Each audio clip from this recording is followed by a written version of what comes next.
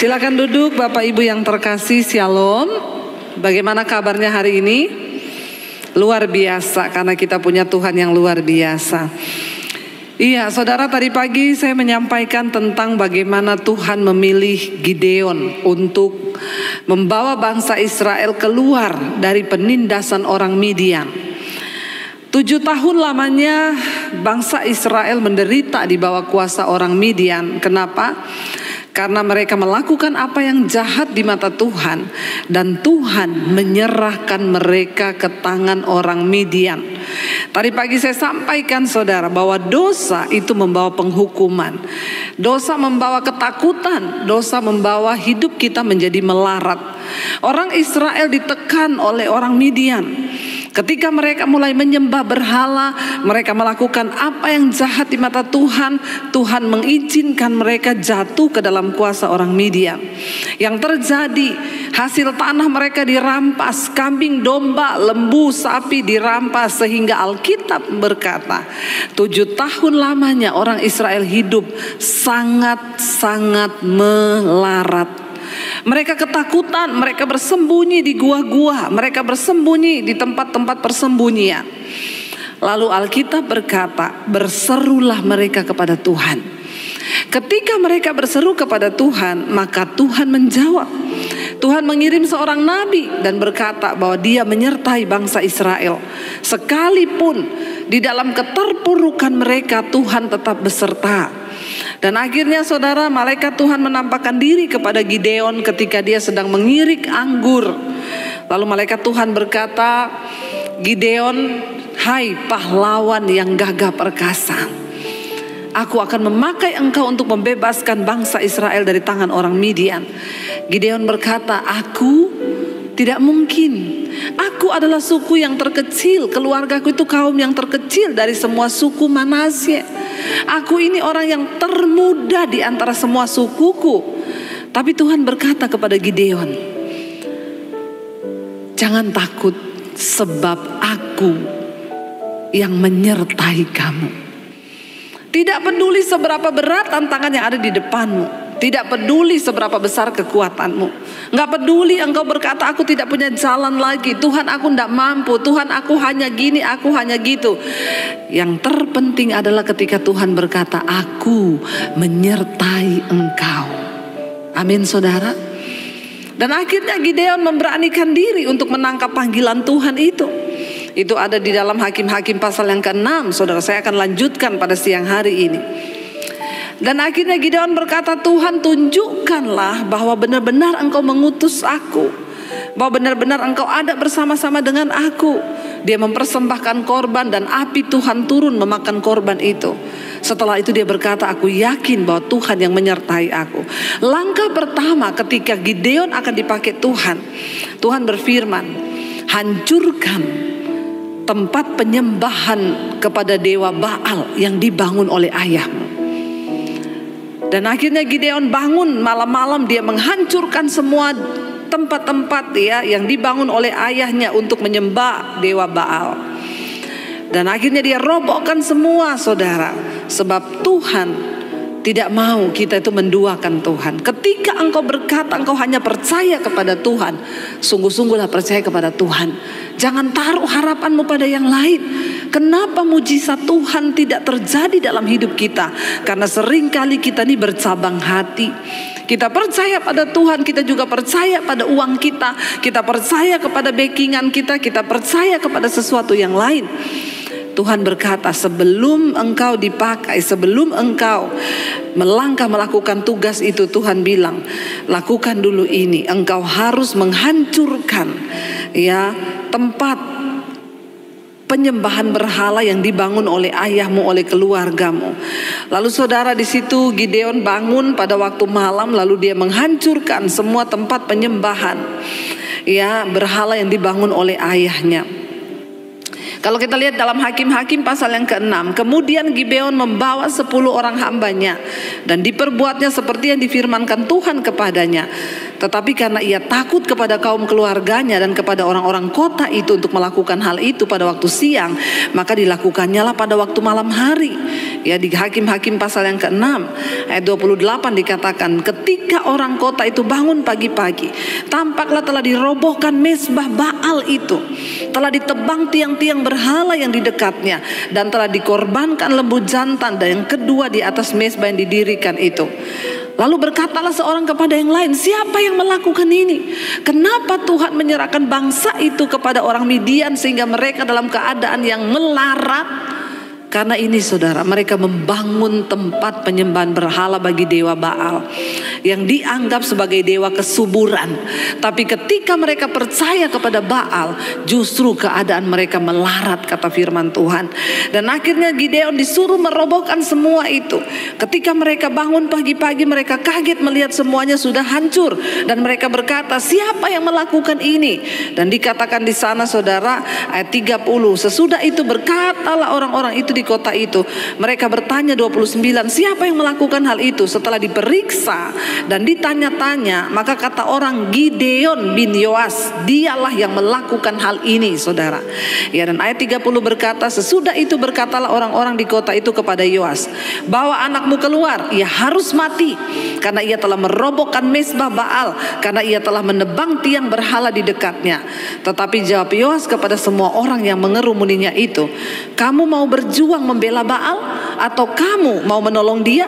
Siapa yang berjuang membela Baal akan dihukum mati sebelum pagi. Jika Baal itu Allah, biarlah ia berjuang membela dirinya sendiri setelah mezbahnya dirobohkan orang. Kita nggak perlu berjuang saudara untuk membela nama Tuhan. Ya, karena Tuhan itu adalah Tuhan yang membela dirinya sendiri.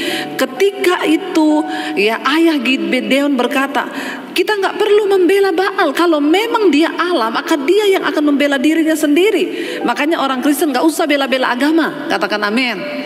Ya, Tuhan nggak perlu dibela, sebab dia Tuhan yang berkuasa. Ngapain kita membela agama sehingga kita berantem dengan orang lain seperti yang dilakukan oleh orang lain? Ayah Gideon berkata, kalau memang dia adalah Allah, biarkan dia membela dirinya sendiri.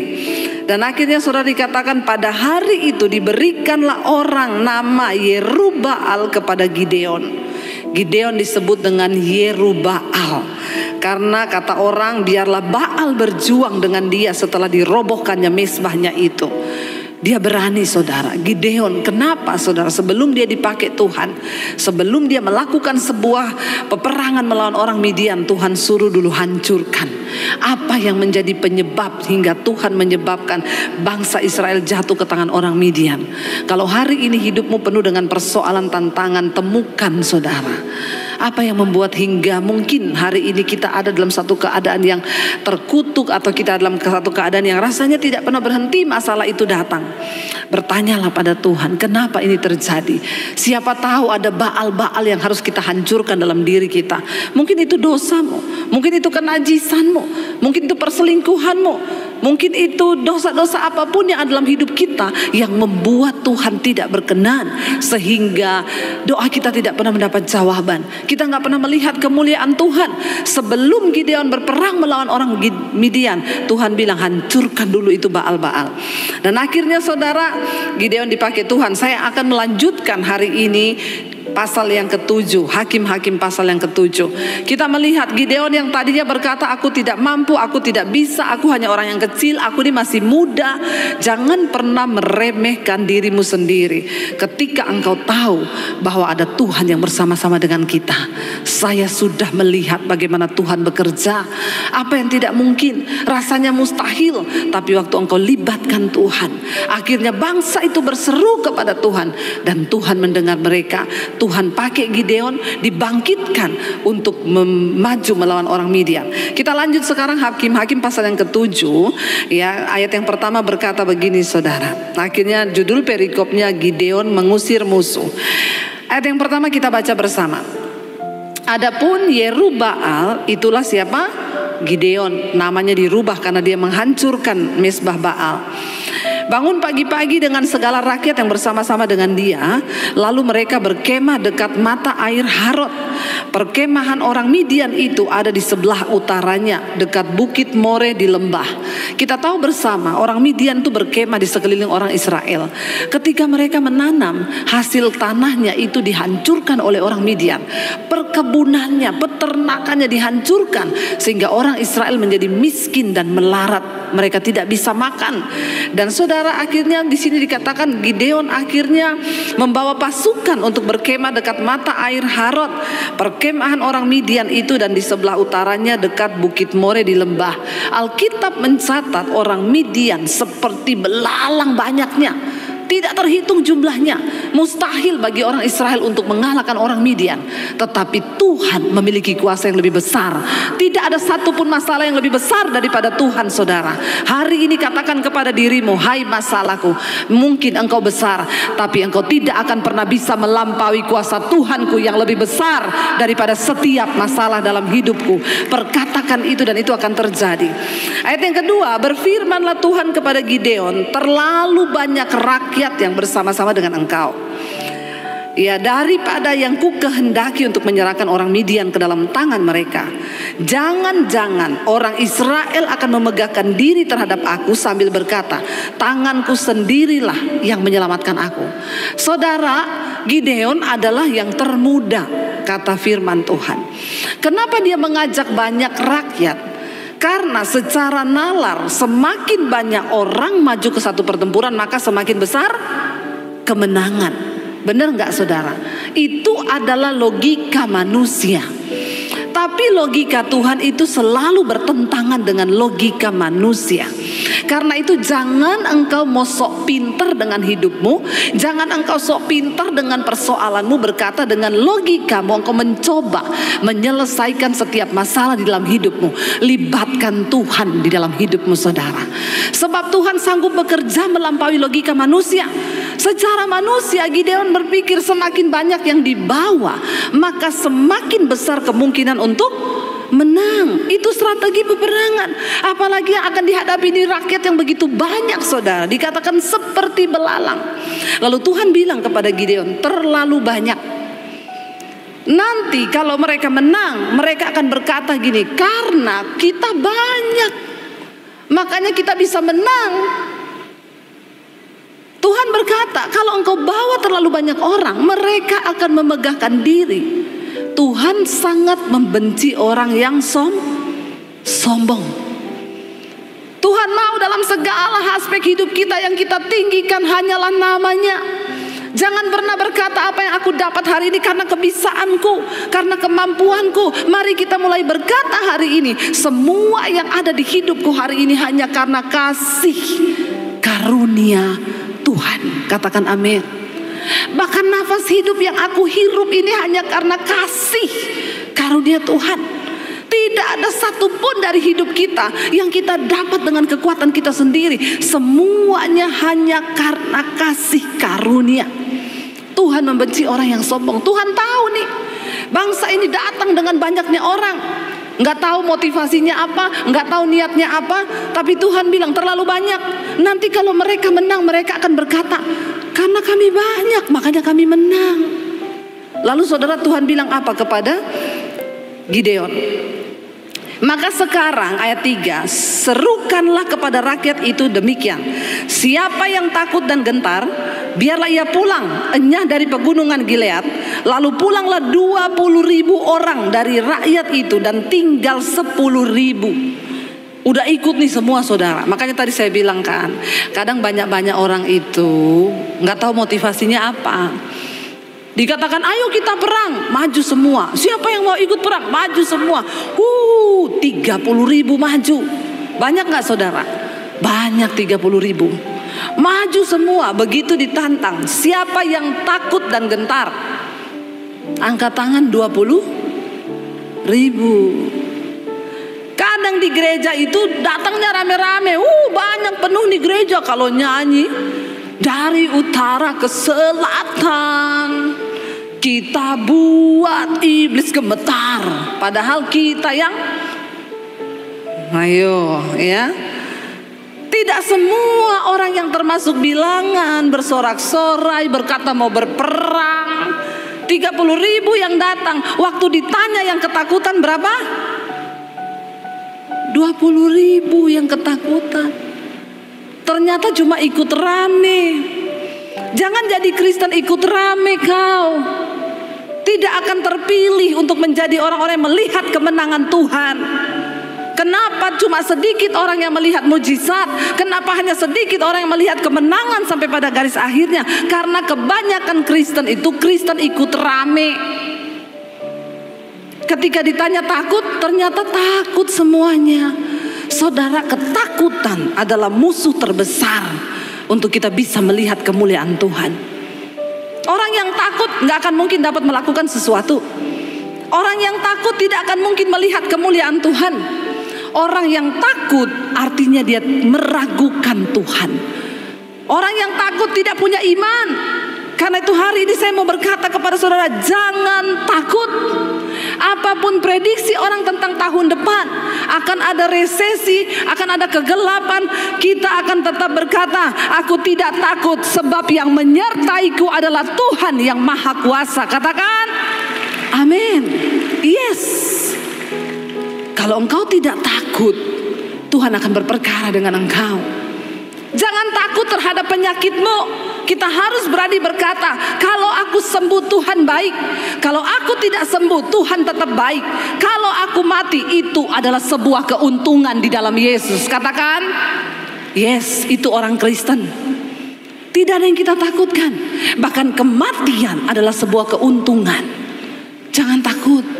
Karena waktu engkau takut, engkau tidak mungkin bisa berperang. Peperangan kita ke depan ini semakin gentar. Peperangan kita di ke depan ini semakin gencar, saudara. Jangan sampai engkau tereliminasi dari barisan yang akan mengalami kemenangan itu. 30.000 maju. Wow, diteguhkan oleh firman Tuhan. Ya, saudara, jangan sampai engkau takut. Jangan engkau takut sedetik pun, jangan takut. Sebab dia Tuhan yang pegang kendali. Dia Tuhan yang pegang alam semesta. Dia yang mengendalikan segala hal di bumi ini. Apa yang perlu kita takutkan? Kalau engkau takut, engkau akan tereliminasi dari kemenangan iman yang akan engkau raih. Ketika pandemi terjadi, saya bolak-balik bersaksi. Kami sekeluarga terancam untuk pulang ke Solo, jual rumah di Jakarta. Karena kami tidak melihat ada harapan di depan. Bertahan dengan uang hanya beberapa juta, tidak mungkin dengan anak 3 di Jakarta.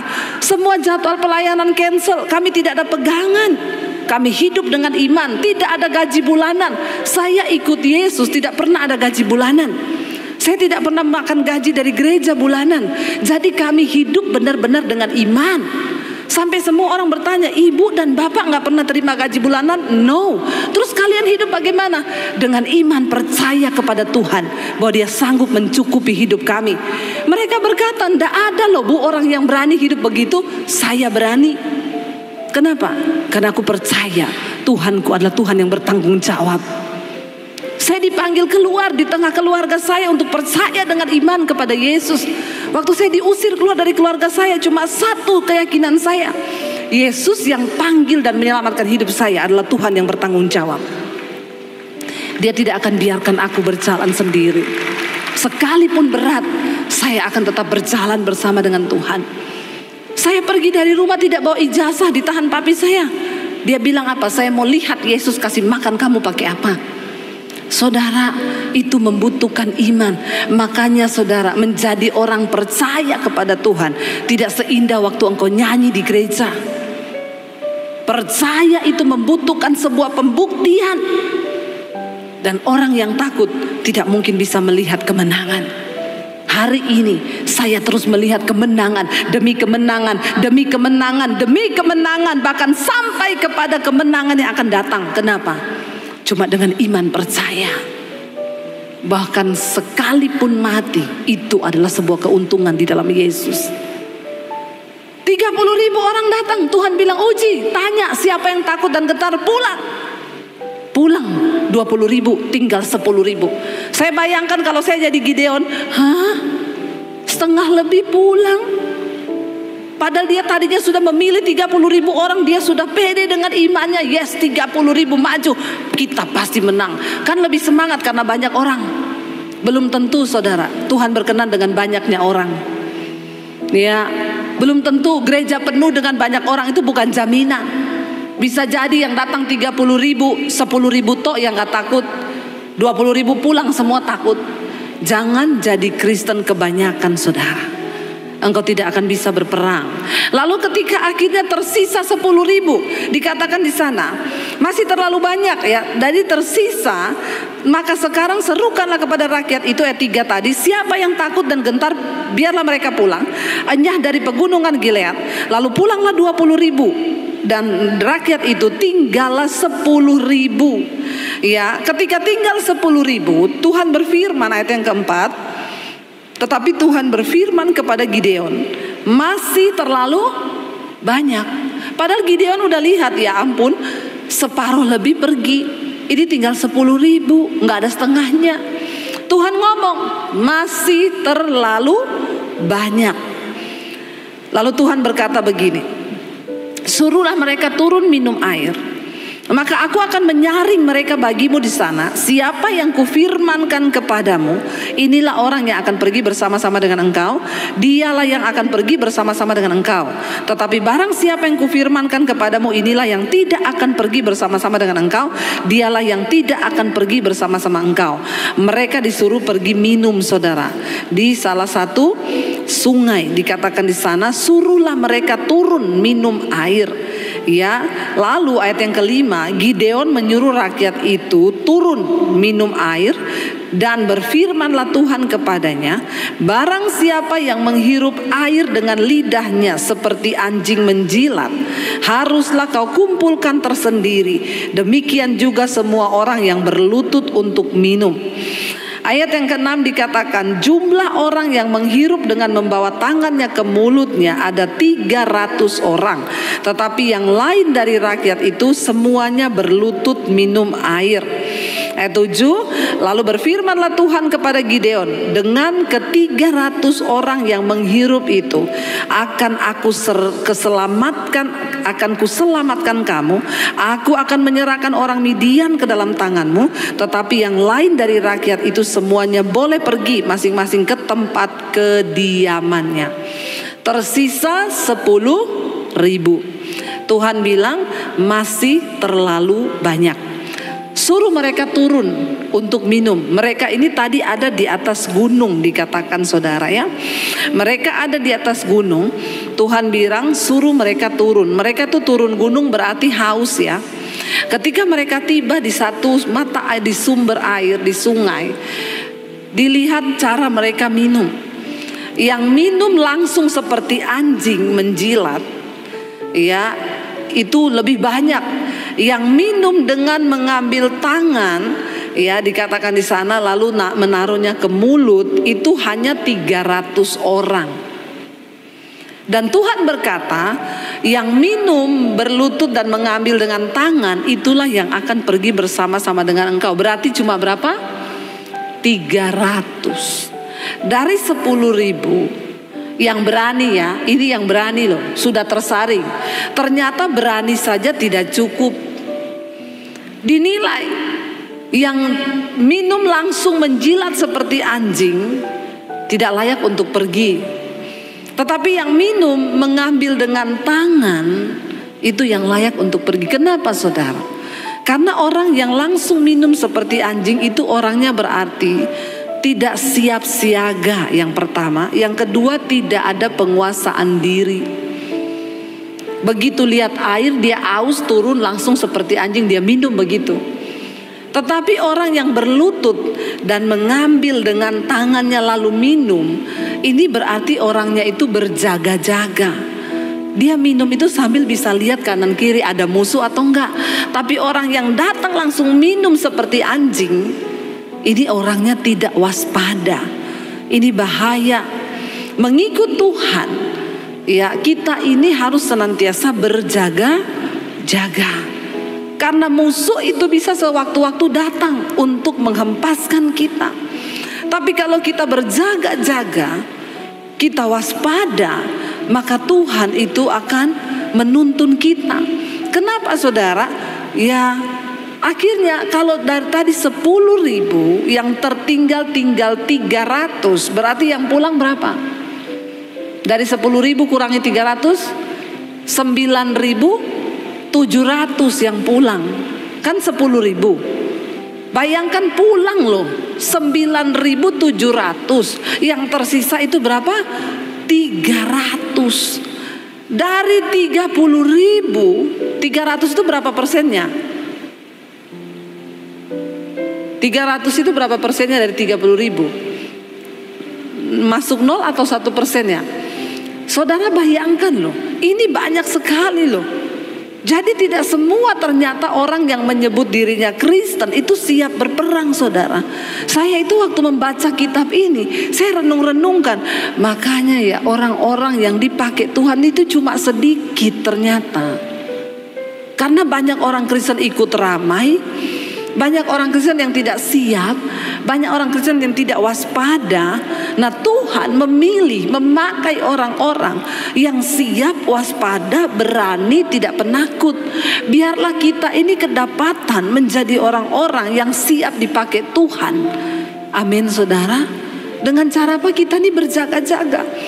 Akhirnya Tuhan bilang suruh pulang 300 saja yang kalau saya jadi Gideon saudara, dia akan menghadapi orang Midian yang berkemah itu seperti belalang, jumlahnya banyak.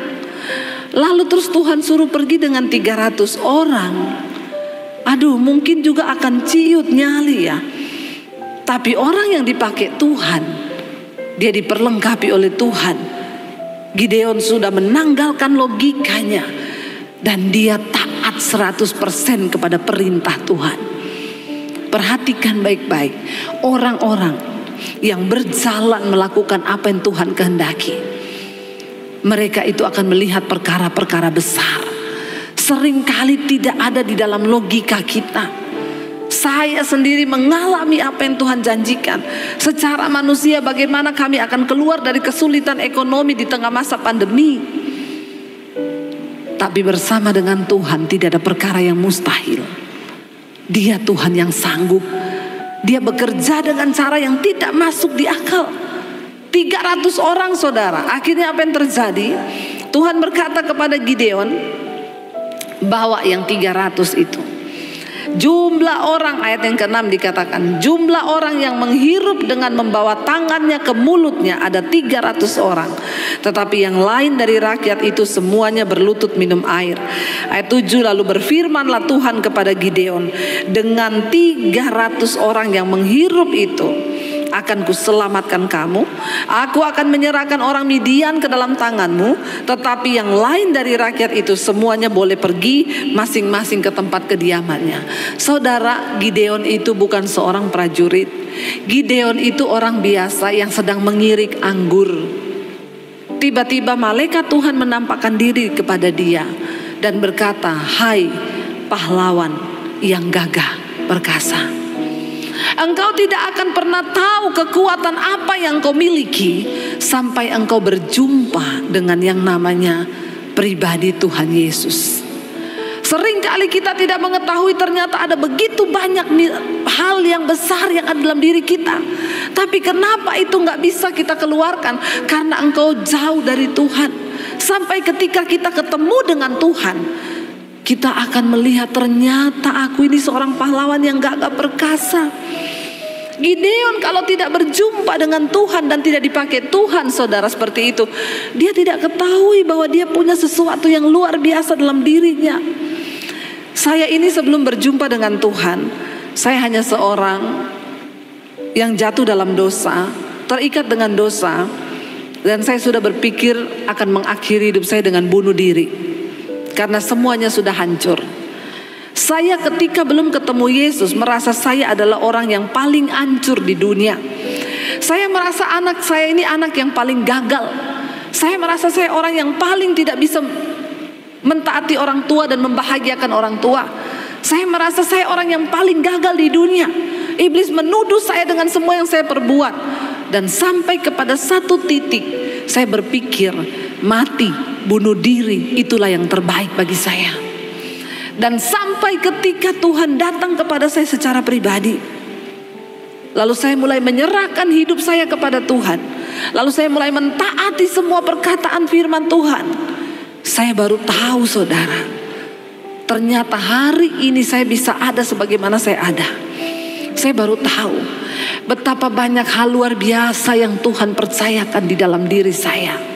Engkau tidak akan pernah tahu ada begitu banyak potensi yang besar dalam hidupmu sampai engkau datang secara pribadi dan berjumpa dengan Tuhan secara pribadi. Ada begitu banyak kesaksian yang kita dengar. Orang-orang yang berkata, dulu saya tidak tahu Bu, saya ini hanya orang yang hidup dengan dosa. Karena memang saudara, Tuhan menciptakan kita dengan banyak hal yang luar biasa di dalam diri kita. Saya ketemu dengan seorang dokter saudara, dokter yang cukup punya nama. Dia berkata sama saya gini, Bu, Ibu sudah pernah tes IQ? Saya bilang enggak, saya enggak pernah tes IQ saya. Kalau saya lihat Ibu, kayaknya IQ Ibu tuh lebih tinggi daripada saya. Dia seorang dokter. Saya bilang, enggak lah Pak, enggak mungkin, enggak Bu. Saya bilang, kenapa Bapak bisa tahu? Saya tahu Bu, karena saya ada di bidang ini. Saya melihat Ibu begini ya, IQ Ibu tuh pasti lebih tinggi dari saya. Saya berkata sama dia apa? Pak, saya ini cuma lulusan SMA dan saya adalah orang yang gagal. Yang dulu saya ini udah mau bunuh diri. Nggak ada apa-apa dari diri saya Pak. No Bu, sesuatu yang luar biasa ada di dalam dirimu. Kenapa itu bisa diketahui oleh orang hari ini? Kenapa saya baru bisa tahu hari ini? Karena aku berjumpa dengan Dia, Tuhan Sang Penciptaku, yang menciptakan aku dengan begitu dahsyat dan ajaib.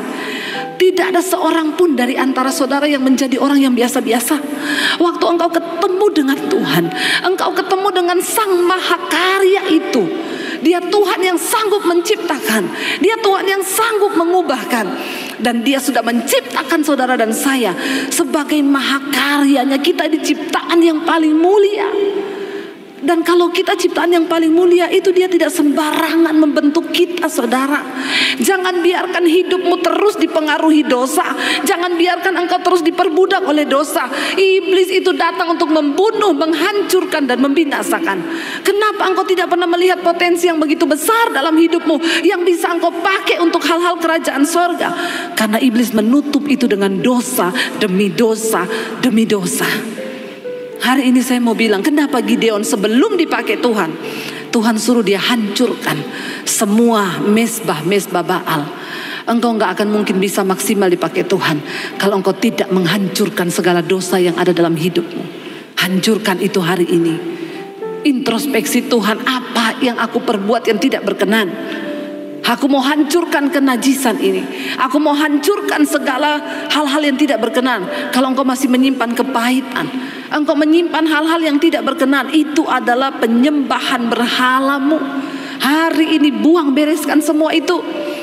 Saya tadi pagi cerita, saya ketemu dengan orang homo, dia gay, dia bertobat saudara. Dia berkata, saya dengar khotbah Ibu di tengah masa pandemi. Saya ketika cek, ternyata saya reaktif HIV. Saya takut mati Bu, saya takut kena AIDS Bu. Saya mulai cari khotbah-khotbah di YouTube. Saya ketemu khotbah Ibu, saya dilawat Tuhan. Saya bertobat, saya nangis kepada Tuhan. Dokter beri saya waktu 1 bulan untuk minum obat. Dokter bilang biasanya kalau sudah reaktif habis itu positif. Tapi berdoalah semoga mujizat terjadi. Dia isi hari-hari itu dengan mencari Tuhan. Dia dengar semua khotbah saya. Dia bilang pagi malam, di mobil, di kantor, dimanapun saya dengerin khotbah Ibu. Saya tidak beri waktu iblis untuk kembali membujuk saya kembali kepada dosa itu Bu. Saya mau tinggalkan semuanya. Saya putuskan hubungan dengan teman-teman saya yang dari dunia itu. Saya mau benar-benar menjadi orang yang merobohkan semua mesbah-mesbah Baal di dalam hidup saya, agar hidup saya dapat dipakai Tuhan. Saudara, 1 bulan berikutnya dia tes, dan dokter menyatakan hasilnya negatif. Dan dia menyerahkan diri untuk dipakai Tuhan. Dia berkata, hari ini Bu, saya injili teman-teman saya yang homo, saya injili mereka yang gay Bu. Saya rindu mereka keluar dari dunia itu. Saya bilang, yes, Tuhan tidak menciptakan manusia setengah-setengah. Tuhan ciptakan laki-laki dan perempuan. Kalau ada yang begini itu bukan dari Tuhan. Katakan amin. Jangan engkau mau diperbodoh oleh iblis. Kenapa kita gak bisa melihat hal-hal yang besar? Karena dosa menutupi segala kemampuan yang Tuhan berikan dalam hidup kita. Dosa itu membunuh, dosa itu menghancurkan. Semua yang berharga dari hidup kita dicuri oleh iblis. Jangan engkau beri, saudara, barang yang berharga engkau berikan kepada babi. Mari saudara, beri hidupmu kepada Tuhan. Akhirnya Gideon, yang seorang yang hanya biasa-biasa saja, dia tanggapi panggilan Tuhan. Dia maju cuma dengan 300 orang yang memenuhi standar dari kriteria yang Tuhan mau. Mereka maju. Saudara, firman Tuhan berkata begini. Lalu berfirmanlah Tuhan, ya, ayat yang ke-7 tadi, dengan 300 orang itu aku mendapatkan kemenangan. Ayat 8. Dan rakyat itu mereka mengambil bekal. Bekalnya apa, saudara? Bukan senjata, bukan tombak. Rakyat itu mengambil bekal dan sangka kalah. Demikianlah seluruh orang Israel disuruhnya pergi masing-masing ke kemahnya, tetapi 300 orang itu ditahannya. Adapun perkemahan orang Midian ada di bawahnya di lembah. Pada malam itu berfirmanlah Tuhan kepadanya, bangunlah, turunlah menyerbu perkemahan itu, sebab telah kuserahkan itu ke dalam tanganmu. Untuk mengikuti Tuhan itu memang diperlukan iman yang luar biasa. Kenapa? Karena mata manusia ini sangat terbatas. Dengan 300 orang saja Gideon tidak mampu melihat kemenangan begitu banyak pasukan orang Midian di perkemahan itu. Tetapi Gideon memiliki satu, yaitu mata iman. Kalau Tuhan yang berfirman, maka itu pasti akan terjadi. Dia yakin dengan apa yang Tuhan ngomong. Hari ini, yakinkah kita dengan firman Tuhan? Seringkali betapa mudah kita ngomong kita percaya kepada Tuhan. Tapi ketika ada masalah, apakah engkau tetap percaya kepada Tuhan? Gideon memiliki mata iman yang luar biasa. Tuhan bilang, maju karena aku akan memberikan kepadamu kemenangan. Kuserahkan kemenangan di dalam tanganmu. Ayat yang ke-10. Tetapi jika engkau takut untuk turun menyerbu, turunlah bersama-sama dengan pura bujangmu ke perkemahan itu. Maka kau dengarlah apa yang mereka katakan. Kemudian engkau akan mendapat keberanian untuk turun menyerbu perkemahan itu. Lalu turunlah ia bersama-sama dengan pura bujangnya itu sampai ke penjagaan terdepan laskar di perkemahan itu. Malam-malam, saudara, Gideon dengan bujangnya turun mendekat ke tenda mereka, tenda musuh. Adapun orang Midian dan orang Amalek dan semua orang dari sebelah timur itu bergelimpangan di lembah itu. Mereka berkemah, tidur di lembah itu, saudara. Mereka penuh di situ.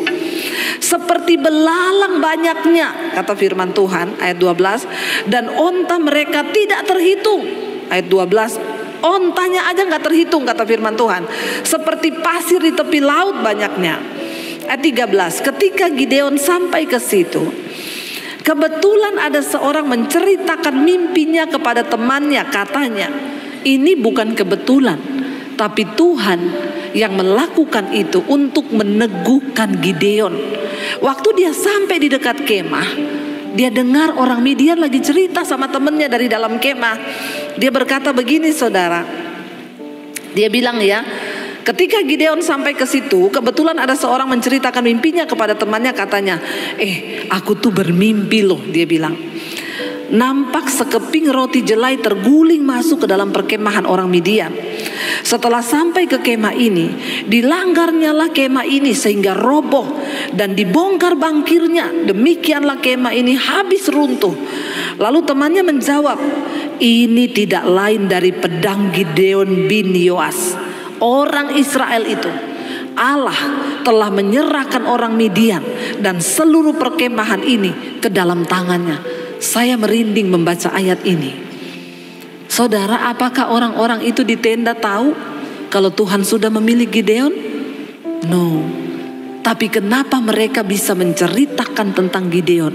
Tuhan menaruh perkataannya di dalam mulut mereka. Untuk apa? Meneguhkan Gideon agar dia punya iman untuk maju melakukan kehendak Tuhan. seringkali ketika kita berjalan dalam panggilan Tuhan, akan ada banyak hal yang bisa menggagalkan rencana Tuhan dalam hidup kita. Ketakutan, kelemahan, ketidakberdayaan kita. Tapi percayalah, Tuhan itu sanggup memakai orang lain untuk meneguhkan kita, sehingga satu kata saja itu bisa benar-benar masuk ke dalam hati kita. Percayalah saudara, Tuhan masih berbicara sampai hari ini. Dia bisa bicara lewat sosial media, dia bisa bicara lewat khotbah, dia bisa bicara lewat temanmu, bahkan dia bisa bicara lewat musuhmu. Ini saudara, yang katakan itu adalah musuhnya. Ketika saudara dikatakan di sana, ayat 15, segera sesudah Gideon mendengar mimpi itu diceritakan dengan maknanya, sujudlah ia menyembah. Dia saudara benar-benar luar biasa mendengar mimpi itu. Dia sujud menyembah kepada Tuhan. Dia tahu ini adalah perkara yang dari Tuhan. Kemudian pulanglah ia ke perkemahan orang Israel, lalu berkata, bangunlah, sebab Tuhan telah menyerahkan perkemahan orang Midian ke dalam tanganmu. Tidak ada kekhawatiran, tidak ada lagi ketakutan. Perkataan firman yang dia dengar, dia perkatakan kepada pasukannya. Saudara, hari-hari ini apakah engkau masih memperkatakan firman Tuhan? Ketika engkau lemah, apakah engkau berkata, aku percaya Tuhan, engkau adalah Tuhan yang tidak pernah berubah? Apakah engkau masih memperkatakan firman kepada suamimu ketika dia lemah dengan pekerjaannya? Apakah engkau memperkatakan firman kepada anak-anakmu ketika mereka sedang dalam kebimbangan? Perkatakan firman Tuhan, karena firman Tuhan itu berkuasa. Saya selalu berkata kepada anak-anak saya, mami tidak bisa menjaga kalian 24 jam, tapi mami percaya ada Tuhan, ada mata Tuhan yang mengawasi hidup kalian di segala jalan. Mereka berkata, iya mam, amin. Perkatakan firman. Firman itu tidak terlihat, tetapi firman itu berkuasa. Jangan dengan kekerasan engkau atur anakmu. Jangan dengan pikiranmu engkau atur anakmu. Dengan pukulan engkau berusaha untuk mengendalikan mereka. Perkatakan firman Tuhan, karena firman Tuhan itu berkuasa. Firman Tuhan itu bekerja. Karena Alkitab berkata, Allah melakukan sesuai dengan firman itu, akan mengerjakan sesuai dengan apa yang diperkatakan Allah lewat firman itu. Firman itu mengandung kuasa. Ketika engkau melihat suamimu dalam keadaan lemah, jangan engkau marahin dengan kata-kata yang katakan pada dia, percaya Pak, Tuhan kita Tuhan yang hidup. Firman Tuhan berkata. Karena itu saudara harus banyak baca firman, supaya saudara bisa memperkatakan firman. Gideon sujud menyembah, lalu dia perkatakan kepada anak buahnya, bangunlah, sebab Tuhan menyerahkan perkemahan orang Midian ke dalam tanganmu. Dia berkata, sesudah itu dibaginya lah ke 300 orang itu dalam 3 pasukan. Dan ke tangan mereka semuanya diberikan sangkakala dan buyung kosong, setelah dengan suluh di dalam buyung itu. Lucu saudara, mau pergi perang dikasihnya sangkakala sama buyung, ya, tempat air itu. Secara logika tidak masuk akal lagi kan. Orang itu mau pergi perang bawa tombak, bawa parang, bawa besi. Tapi Tuhan memerintahkan bawa sangkakala dan buyung yang kosong, tempayan itu bawa pergi. Mari kita percaya bahwa berjalan dengan Tuhan, logika kita itu saudara seringkali tidak bisa kita andalkan, tapi cara Tuhanlah yang sanggup bekerja. Tadi pagi saya saksikan di sini, ketika saya terjebak hutang, dikejar debt collector, saya pakai kredit card untuk bayar cicilan rumah karena saya sudah tidak berdaya, nggak ada uang untuk bayar rumah. Lalu itu menggulung sampai saya tidak bisa membayar. Tapi saudara, saya mulai ingat kenapa kita tidak melibatkan Tuhan. Lalu saya dan suami duduk bersama di meja makan. Kami catat semua utang-utang kami. Semua kredit card itu kita bawa, kita tumpang tangan bersama dalam nama Tuhan Yesus. Kami mohon ampun Tuhan kalau kami sudah salah. Tapi ini kami tidak pakai untuk belanja kepentingan kami. Kami pakai buat bayar rumah karena memang tidak ada uang. Tapi hari ini Tuhan, kami berdoa, kami lipatkan Engkau. Tolong bekerja sama Tuhan. Tidak ada akal logika kami lagi untuk bisa menyelesaikannya. Kami mau mengalami financial freedom dalam hidup kami, bebas dari utang. Apa yang terjadi? Ketika engkau berseru, suami istri bersepakat. Makanya dalam hal ini saya mau bilang, suami istri, kalau engkau mau melihat hidup rumah tanggamu diberkati, engkau harus sepakat. Jangan banyak berantem. Katakan amin. Saya sudah melihat suami-suami yang mengasihi istri, kebanyakan rumah tangganya diberkati Tuhan. Bapak-bapak bilang amin. Yang kenceng amin, yang rela. Ya, suami yang mengasihi istri, melibatkan istri dalam urusan pekerjaan, saling mendoakan, rumah tanggamu diberkati Tuhan. Itu kuncinya.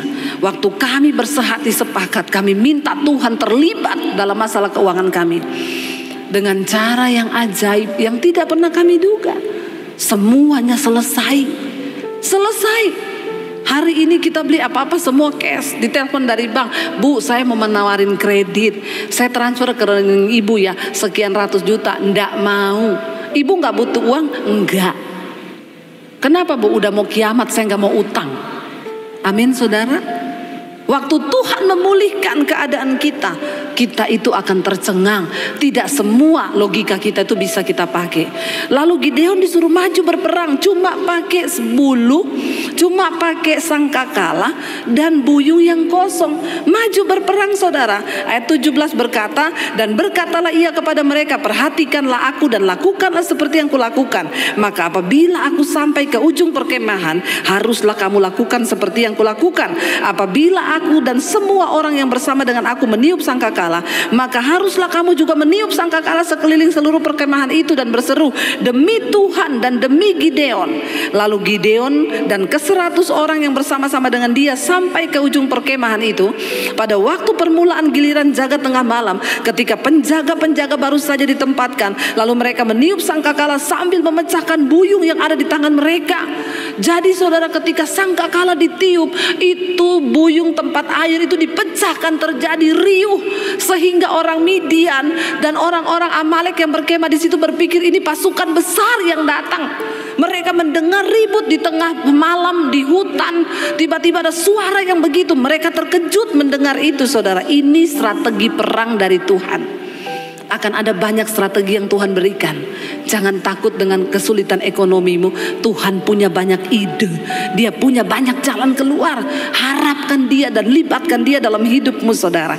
Dikatakan di sana, ya, demikianlah ketiga pasukan itu bersama-sama meniup sangkakala, memecahkan buyung dengan memegang obor di tangan kirinya dan sangkakala di tangan kanannya untuk ditiup serta berseru, pedang demi Tuhan dan demi Gideon. Sementara itu tinggallah mereka berdiri masing-masing di tempatnya sekeliling perkemahan itu, tetapi seluruh tentara musuh menjadi kacau balau, berteriak-teriak dan melarikan diri karena mereka lagi tidak siap. Mereka kaget, mereka pikir dikepung dengan ribuan orang lebih banyak, padahal cuma 300. Tidak peduli seberapa kecil kekuatanmu hari ini, ketika Tuhan yang menyertai engkau, engkau dapat membuat musuhmu lari tunggang langgang. Masalahmu saudara, Tuhan sanggup menyelesaikan bagi kita. Lalu di sana dikatakan saudara, nah ketika mereka kaget mendengar itu, dikatakan di sana, sedang ke-300 orang itu meniup sangkakala, maka di perkemahan itu Tuhan membuat pedang yang seorang diarahkan kepada yang lain. Tentara Midian saling membunuh sendiri. Tuhan berperang menggantikan kita. Mereka kacau balau. Satu pedang diayunkan ke arah yang lain. Tuhan membuat pedang seorang diarahkan kepada yang lain. Lalu larilah tentara itu sampai ke Betsita ke arah Serera, sampai ke pinggir Abel Mehola dekat Tabat. Kemudian dikerahkanlah orang Israel dari suku Naftali dan dari suku Asyir dan dari segenap suku Manasya, lalu mengejar orang Midian itu. Gideon menyuruh juga orang ke seluruh pegunungan Efraim dengan pesan, turunlah menghadapi orang Midian dan dudukilah segala batang air sampai ke Bet-bara dan juga sungai Yordan. Maka semua orang Efraim dikerahkan, lalu mereka menduduki segala batang air sampai ke Bet-bara dan sungai Yordan. Mereka berhasil menawan dua raja Midian, yakni Oreb dan Seb. Oreb dibunuh di gunung batu Oreb dan Seb dibunuh dalam tempat pemerasan anggur Seb. Mereka mengejar orang Midian itu, lalu mereka membawa kepala Oreb dan kepala Seb kepada Gideon di seberang sungai Yordan. Apa yang tidak mungkin bagi Tuhan? Harapkan Tuhan lebih lagi hari ini. Kita terbatas dan kita tidak akan pernah punya cukup kekuatan menghadapi tantangan zaman. Tapi engkau dengar, engkau punya Tuhan yang tidak terbatas. Saya undang imam musik maju ke depan. Saudara, di depan kita ada begitu banyak jalan yang tidak terselami. Kita tidak punya cukup kekuatan, ya. Dan memang kita tidak punya kekuatan apa-apa. Tapi Tuhanlah yang akan berperang menggantikan kita. Engkau tidak perlu takut. Engkau tidak perlu cemas hari-hari ini. Yang harus engkau lakukan hanya percaya sungguh kepada Tuhan. Perkatakan segala firman-Nya. Ucapkan semua firman itu. Kenapa? Karena Tuhan yang lebih tahu. Karena Dia yang lebih mampu untuk memulihkan keadaan kita. Mari kita bangkit berdiri.